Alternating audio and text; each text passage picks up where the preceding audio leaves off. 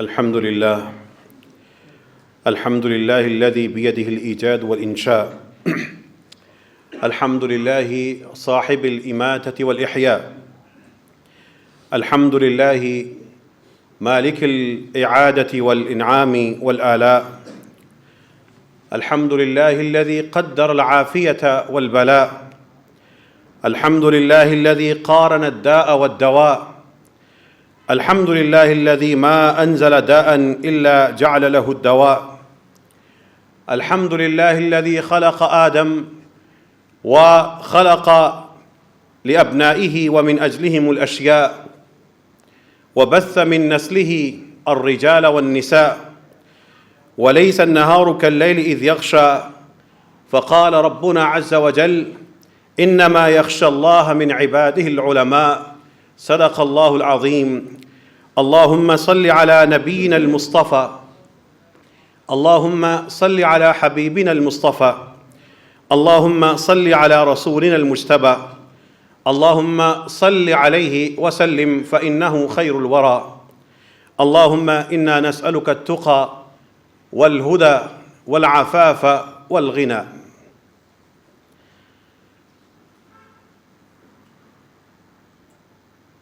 رمضان آنے میں 100 سے کم دن باقی ہیں. جس طرح تاجر کو اپنے سیزن کا پتہ ہوتا ہے اور وہ وقت سے پہلے تیاری کرتا ہے، کسان کو اپنی فصل کے وقت کا پتہ ہوتا ہے اور وہ پہلے سے تیاری شروع کر دیتا ہے. عین موسم یا سیزن آیا تو اس کی تیاریاں مکمل ہوتی ہیں، اور پھر وہی تاجر کامیاب ہوتا ہے جس نے بر وقت چیزیں منگوائی ہوں. وہی کسان کامیاب ہوتا ہے جس نے بر وقت زمین کو تیار کیا ہو. رمضان بھی ایک کھیت ہے، رمضان بھی ایک بڑی تجارت ہے، اللہ کے ساتھ تجارت کا ایک موقع ہے. اس کے لیے اپنے آپ کو ابھی سے تیار کیجئے، ابھی سے اپنے اس تجارت کے لیے سامان منگوا لیجئے، ابھی سے اس کھیت کے لیے زمین تیار کرنا شروع کر دیجئے. یہ قرآن اللہ تعالیٰ کے رسول صلی اللہ علیہ وسلم نے کوئی شخص نہیں، کوئی نسل یا کوئی علاقہ یا کوئی زمین ہمیں نہیں دی، بلکہ اللہ تعالیٰ نے اس کتاب قرآن کو ہمارے لیے ہمیشہ کے لیے ہادی و مرشد بنا کے دیا ہے. یہ وہی قرآن تھا. جس طرح آپ کی جیب میں کرنسی کے نوٹ ہیں، جب یہ امت قرآن والی امت تھی تو اس کی آیتیں، اس قرآن کی آیتیں اس کرنسی سے زیادہ اہمیت رکھتی تھیں. نبی اکرم صلی اللہ علیہ وسلم ایک جگہ تشریف فرما ہیں، ایک معاملہ ہوتا ہے، ایک صحابی آتی ہیں اور ایک صحابی موجود ہیں. وہ صحابی اس خاتون صحابیہ سے نکاح کرنا چاہتے ہیں.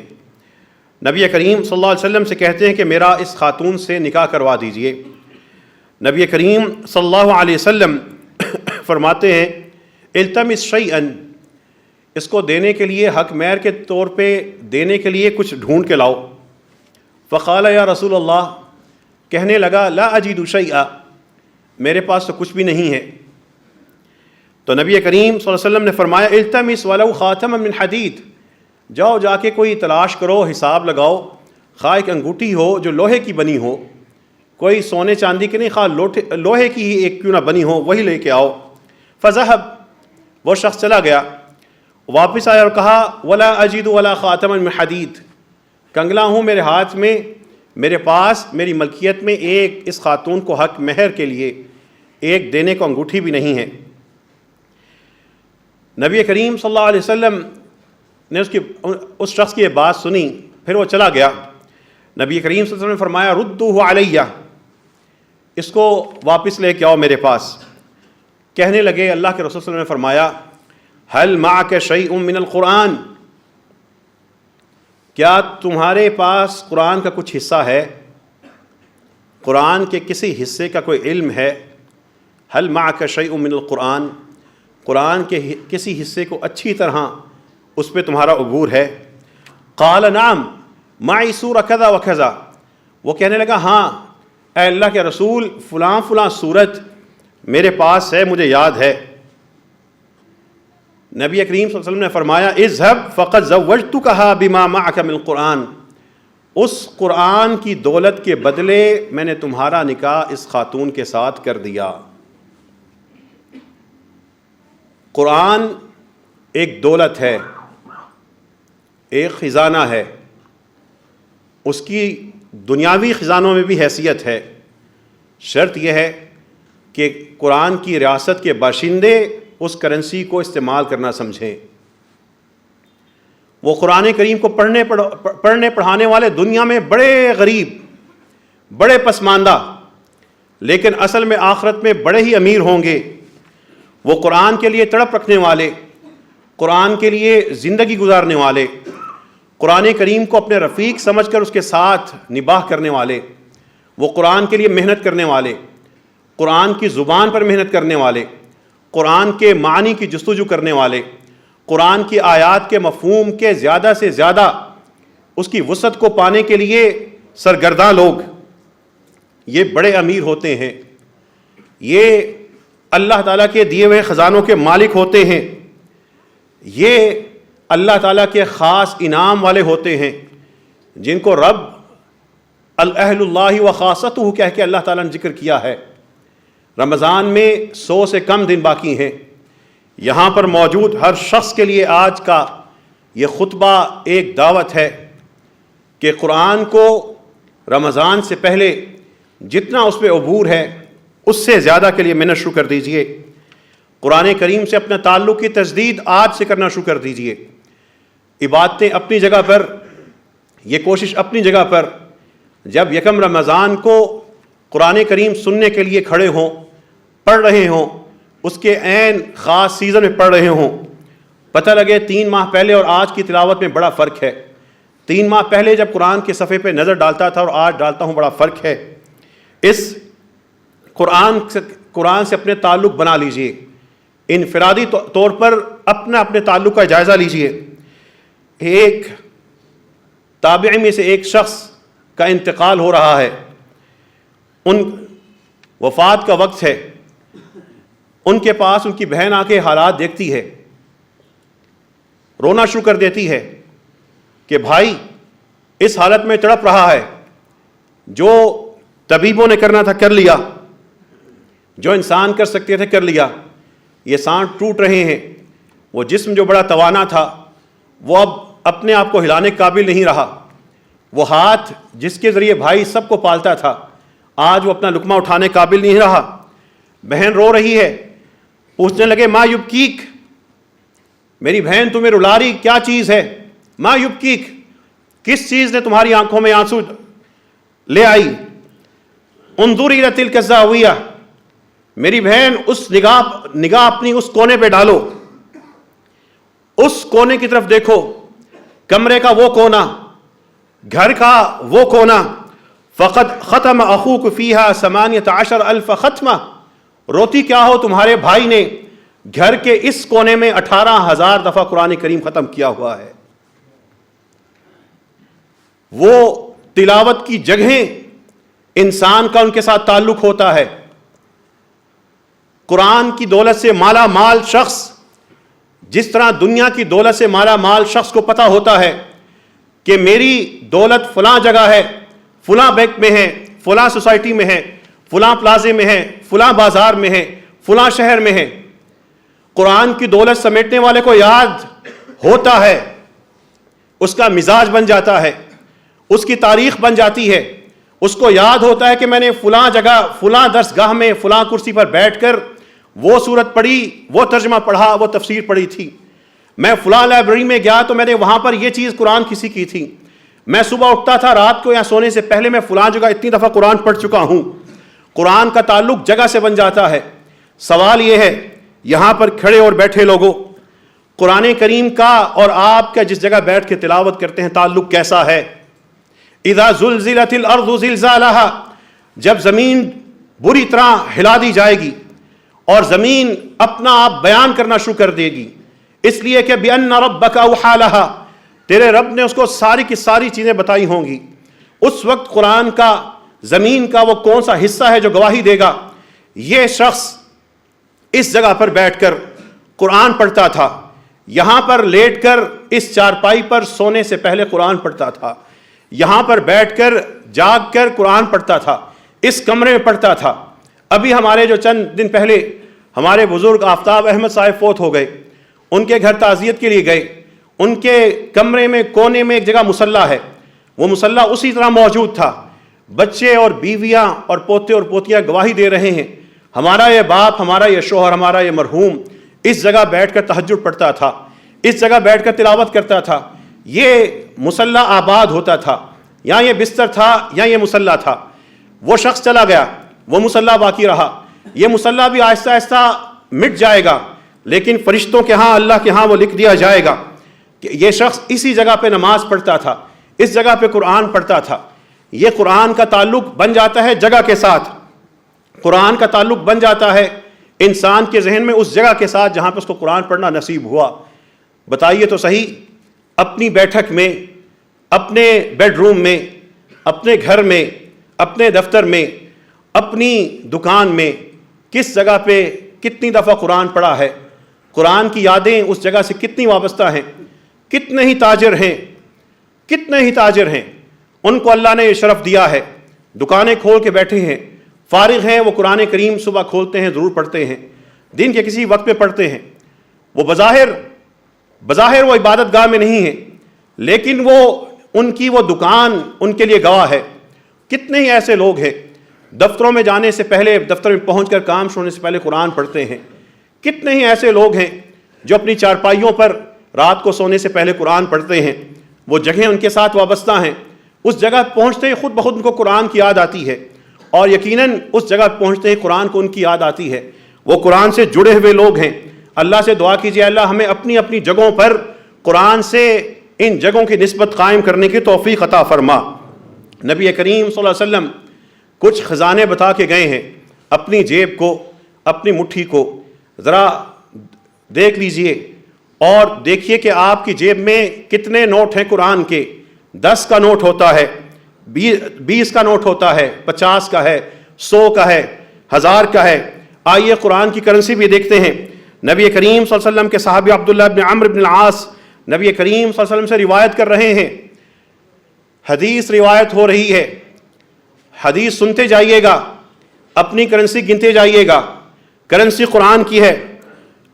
اللہ تعالیٰ کے رسول صلی اللہ علیہ وسلم فرما رہے ہیں من قام بعشر آیات، جو قرآن کو لے کر اٹھا، قیام کیا، صرف 10 آیتیں پڑھیں، لم یکتب من الغافلین، اللہ کے ہاں وہ بندہ غافل لوگوں میں شمار نہیں ہوگا۔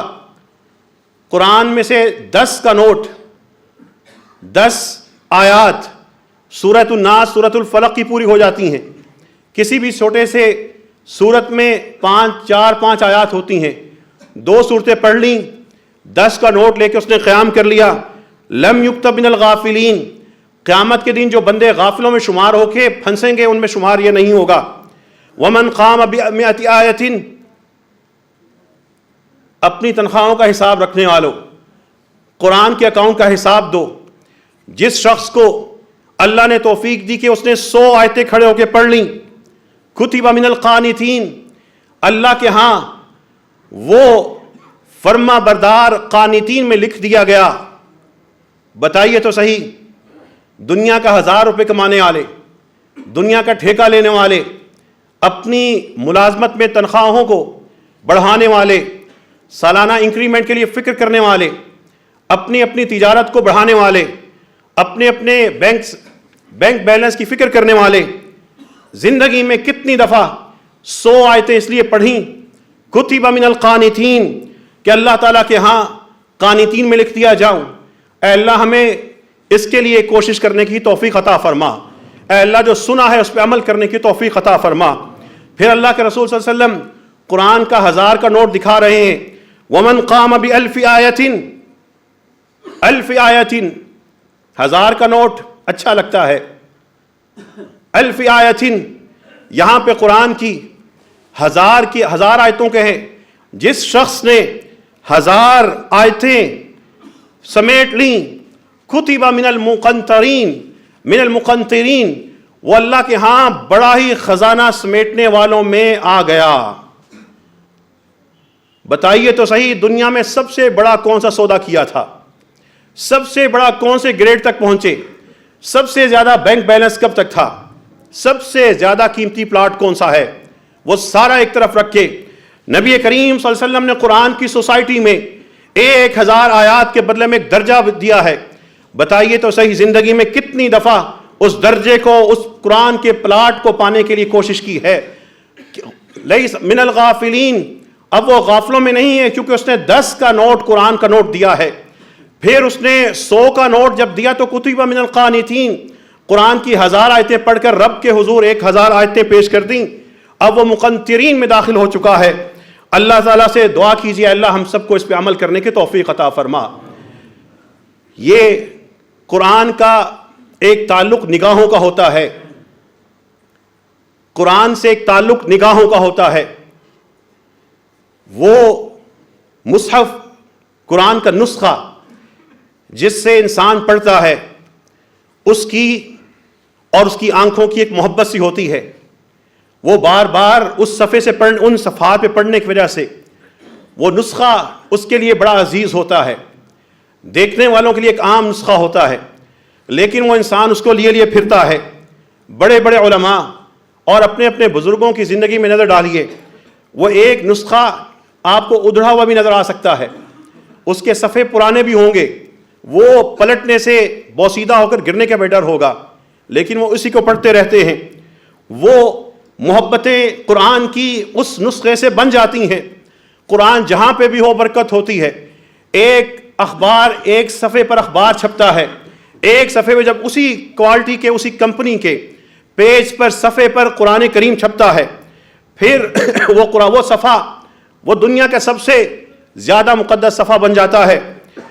इमाम हमज़ा इब्न हबीब ज़य्यात वो कह रहे हैं, कुरान से अपने इस ताल्लुक़ को समेट कर बता रहे हैं, नज़रतु फ़िल मुसहफ़, मैं कुरान इतना पढ़ने का आदी था, देखता ही रहता था, हत्ता खशीत अन यज़हब बसरी, मुझे कुछ अरसे बाद एहसास होने लगा कि मेरी नज़र कमज़ोर होकर यह ख़त्म ना हो जाए। कुरान पढ़ता जाता है, लुत्फ़ आता जाता है, कुरान बंदे को खींचता रहता है, बंदा कुरान की तरफ खींचा चले जा रहा होता है। ये बात दावे करने से नहीं, मेहनत करने से रुतबे मिल जाते हैं, और जिनको मिल जाते हैं वो कुरान की दुनिया में गर्क हो जाते हैं, इस समंदर में डूब जाते हैं। जितने वो डूबते हैं उतने ही ज़्यादा उनके हाथ में जवाहिर और मोती आते हैं।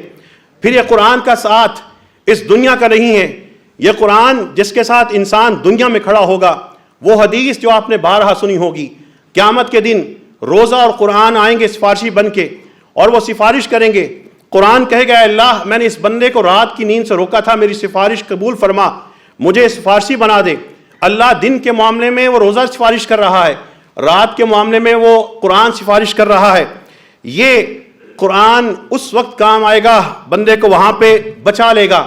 ये कुरान का एक ताल्लुक उसके जुमले से होता है, एक निगाह से है, एक उन आंसुओं से होता है जो इंसान को याद रह जाते हैं।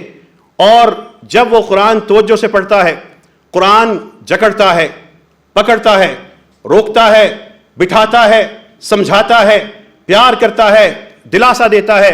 कुरान वार्निंग देता है, तंबीह करता है, खुशखबरी देता है। इब्न उमर रज़ी अल्लाहु अन्हु के उस वाक़े में वो झलकी है। पढ़ना शुरू करते हैं, सूरतुल मुतफ़्फ़िफ़ीन। सूरतुल मुतफ़्फ़िफ़ीन का मतलब है हेर फेर करने वालों की सूरत, जिसमें जिक्र आया है हेर फेर करने वालों की।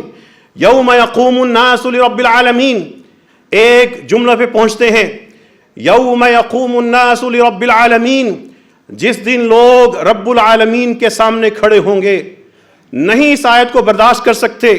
फबका, पढ़ते हैं, रो पढ़ते हैं, मैं रब्बुल आलमीन के सामने खड़ा हूँगा, मेरी जवानी वहाँ पे सामने आएगी, मेरे मामलात सामने आएंगे, मेरे राज वहाँ पे खुल जाएंगे, मेरी ज़्यादतियाँ नहीं छुपेंगी।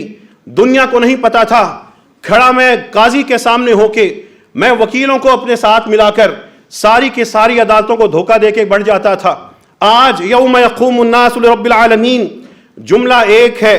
इब्न उमर पढ़ रहे हैं روتے ہیں, نہیں طاق لا سکتے آگے بڑھنے کی. یوم یقوم الناس لرب العالمین, بیوروکریٹ کھڑے ہوں گے, قاضی کھڑے ہوں گے, حاکم کھڑے ہوں گے, عالم کھڑے ہوں گے, باپ کھڑا ہوگا, ماں کھڑی ہوگی, بیٹیاں کھڑی ہوں گی, بیٹے کھڑے ہوں گے, امتی کھڑے ہوں گے. یوم یقوم الناس لرب العالمین. پھر پڑھتے ہیں یوم یقوم الناس لرب العالمین, جس دن بندے رب العالمین کے سامنے کھڑے ہوں گے.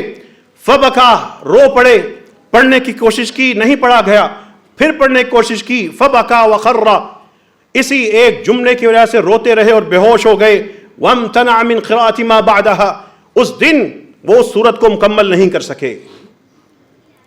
قرآن کا انسان کے اپنے خاندانی, سماجی, نفسیاتی, کاروباری اس کے جو حالات ہوتے ہیں, اس کی وجہ سے پڑھتے پڑھتے ایک جملہ, ایک آیت اس کو روک لیتی ہے, اس آیت میں کھو جاتا ہے, وہ آیت اس کو رلا دیتی ہے, وہ آیت اس کو جکڑ لیتی ہے. لیکن یہ تبھی ہوتا ہے جب قرآن کو دوست سمجھا ہو, قرآن کو ہادی و مرشد سمجھا ہو, قرآن کو صرف عین غین فا قاف کاف لام صرف آوازیں بنا کے نہ رکھا ہو.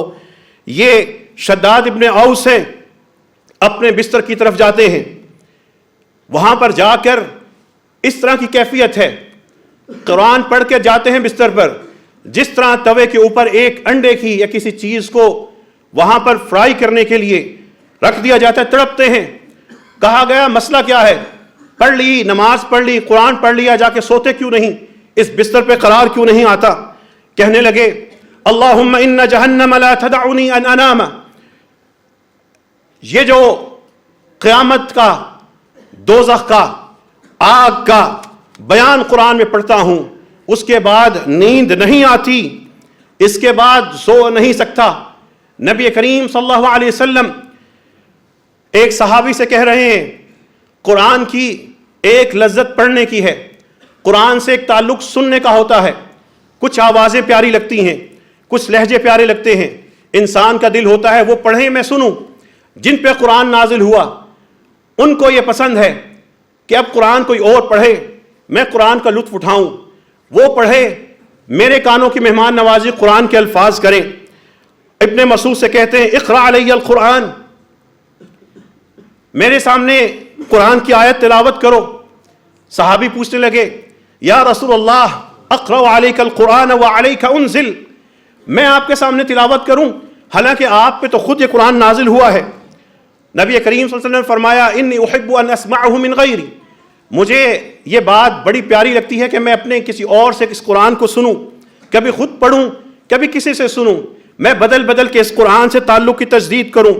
فقرأت علیہ سورۃ النساء, ابن مسعود کہتے ہیں میں سورۃ النساء پڑھنا شروع ہوا, ایک آیت پہ پہنچے, ایک آیت کی ہولناکی دیکھیں, ایک آیت کی شدت دیکھیں, صرف الفاظ نہیں تھے, معنی تھے, منظر تھے, سچے منظر ہیں جو ہو کے رہنے ہیں. قرآن کہتا ہے فَكَيْفَ إِذَا جِئْنَا مِن كُلِّ أُمَّةٍ بِشَهِيدٍ, اس دن کیا ماجرا ہوگا جب ہم ہر ملت کے خلاف, ہر امت کے خلاف ایک گواہ لے کے آئیں گے. وَجِئْنَا بِكَ عَلَى هَؤُلَاءِ شَهِيدًا, اور آپ کو ہم آپ ہی کے امت کے خلاف گواہ بنا کے کھڑا کر دیں گے. ہولناکی دیکھیں, باپ اپنی اولاد کو تربیت نہیں کر سکا, گناہ گار کھڑا ہے, نبی کریم صلی اللہ علیہ وسلم کا مجرم ہے, اللہ تعالیٰ کے رسول صلی اللہ علیہ وسلم اس باپ کے خلاف گواہ ہوں گے. وہ اپنی بیٹیوں اور بہنوں کو جائیداد میں حصہ نہ دے سکا, اس نے اپنی رعایا کو نہ سمیٹ سکا, وہ اپنے لوگوں کو انصاف نہ دے سکا. وہاں پر نبی کریم صلی اللہ علیہ وسلم ایسے لوگوں کے خلاف گواہ کھڑے ہوں گے.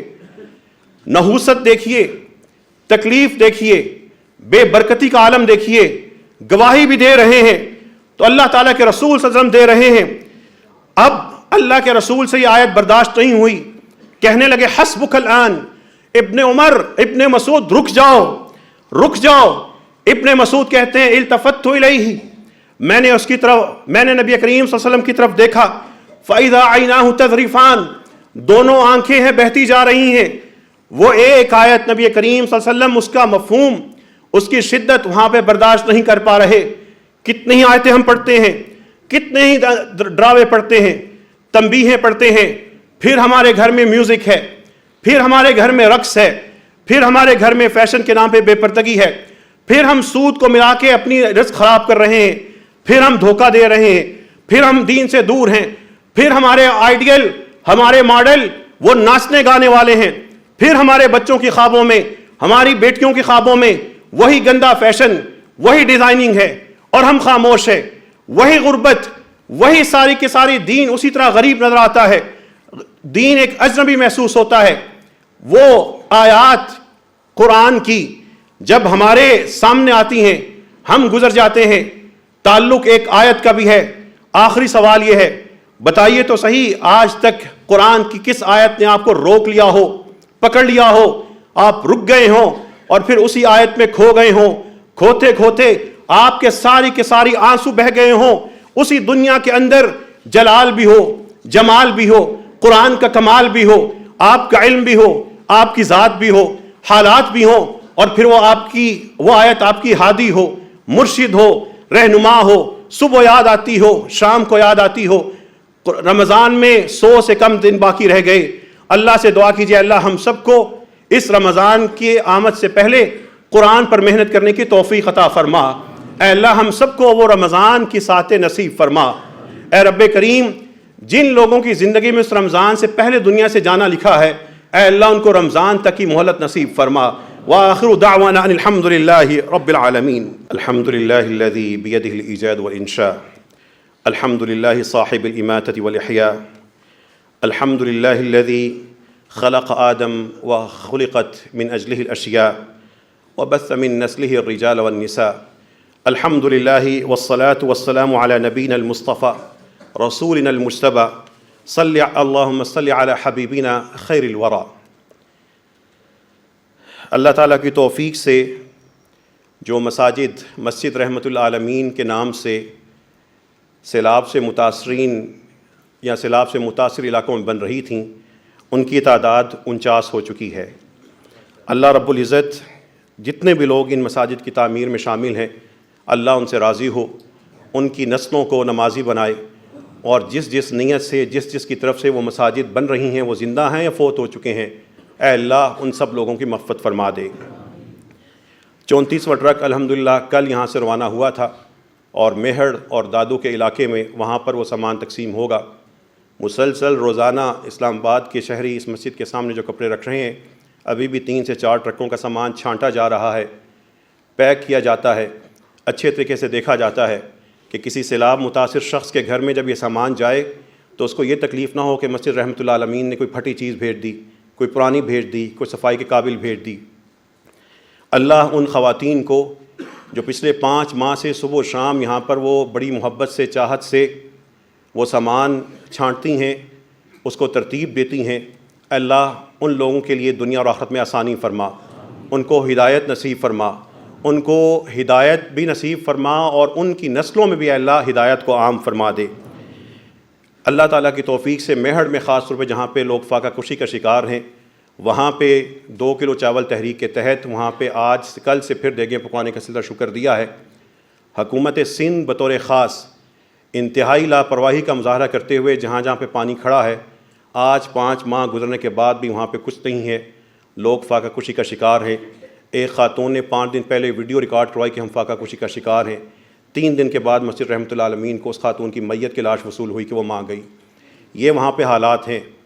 اگر یہ ہمارے نالائق حکمران جو اپوزیشن کی شکل میں اور حکومت کی شکل میں ہم پہ مسلط ہیں, اگر یہ اپنی سیاسی غلاظت کو چھوڑ کر صرف ہر گھر کو صرف 1 لاکھ روپے دے دیتے تو فوری طور پر وہ ایک لوگ کمرہ بنوا کر اپنے اپنے گھروں میں چلے جاتے. لیکن نہ حکومت, نہ اپوزیشن, اور نہ ان کے ہواری جو ہو سکتا ہے یہاں پہ بیٹھے ہوں, نہ جانے وہ کہاں پہ گم ہیں اور پاکستان کا کیا حال کر کے چھوڑیں گے, اور ساتھ اس غلاظت میں جو شامل وہ ادارے ہیں وہ بھی نہ جانے کیا حال کرنا چاہتے ہیں. وہاں پہ لوگ سینکڑوں کی تعداد نہیں, ہزاروں نہیں, لاکھوں کی تعداد میں فاقہ کشی کا شکار ہیں. الحمدللہ اس مسجد کی طرف سے جن ساتھی نے 100 گھروں کا اعلان کیا تھا, انہی ساتھی کے تعاون سے جب ہم نے عملی طور پہ کام شروع کیا, لوگوں کو چھتیں دینا شروع کی, تو ان کی تعداد 350 سے تجاوز کر چکی ہے. اے اللہ ہمارے اس بھائی کی دنیا میں بھی اور آخرت میں تمام مشکلات کو ختم فرما دینا، اس سے اسی طرح راضی ہو جا جیسے اس نے اپنے بندوں کو اپنے سے راضی کیا ہے۔ اور جتنے باقی نمازی تھے ان کی طرف سے 35 امام حضرات کو گھر بنا کے دیے ہیں، اور 50 کمرے اس کے علاوہ الحمدللہ بیوہ اور یتیم لوگوں کے لیے ہو چکے ہیں۔ یہ کہاں سے ہو رہا ہے اللہ تعالیٰ جانتا ہے، اللہ کی ذات جانتی ہے کہ سارے کے سارا مسجد رحمۃ اللہ عالمین پہ جو فضل رہا ہے۔ میری صرف یہی دعا ہے کہ اللہ ہم سب کے ماں باپ کے لیے، اساتذہ کے لیے، گھر والوں کے اس عمل کو صدقہ جاریہ بنا دے۔ وہ 2 کلو چاول تحریک جس کا ٹارگٹ ہمارا یہ تھا کہ ہم 5000 کلو چاول جمع کر لیں، اللہ تعالیٰ کی توفیق سے 2,15,000 کلو کا ہنسا عبور کر چکی ہے، اور سینکڑوں نہیں، ہزاروں نہیں، اس سے لاکھوں کھانے پک چکے ہیں۔ اور اللہ تعالیٰ ہمیں مزید اس مخلوق کو جو تکلیف مبتلا ہے، اللہ اس کی اخلاص سے خدمت کرنے کی توفیق عطا فرما۔ اس مسجد سے وابستہ جتنے بھی افراد ہیں وہ تیاری کر لیں، رمضان نزدیک ہے، انشاءاللہ ایک حلقہ قرآن کا بنے گا جو جمعہ، ہفتہ اور اتوار کے دن یہاں پہ قرآن کریم کا پورا دور ہوگا۔ اس کی تفصیلات 1-2 دن میں مل جائیں گی۔ جن لوگوں کے پاس وہ دوپہر کا یا شام کا وقت ہے، عصر سے مغرب کا یا مغرب سے عشاء کا، وہ اس میں آ سکتے ہیں۔ قرآن کریم کے حلقے بنا لیں، اپنی اپنی فقہ، اپنے اپنے مسلک کے ساتھ آ جائیں، اپنی فقہ اور اپنی مسلک لے کے چلے بھی جائیے گا، لیکن قرآن کو سمجھنے والے بن جائیں۔ دوسرا، جو لوگ ملازمت کرتے ہیں، تجارت کرتے ہیں، بدھ اور جمعرات کی شام 6:30 سے لے کر 8:30 تک کا عام لوگوں کے لیے قرآن سمجھنے کا یہاں پہ 2 دن کا پروگرام شروع ہوگا۔ جو لوگ اس میں آنا چاہیں، ملازمت سے فارغ ہو کے تھوڑا وہ اس میں ٹائم میں گنجائش ہے، خواتین، مرد، بچے سب آ سکتے ہیں۔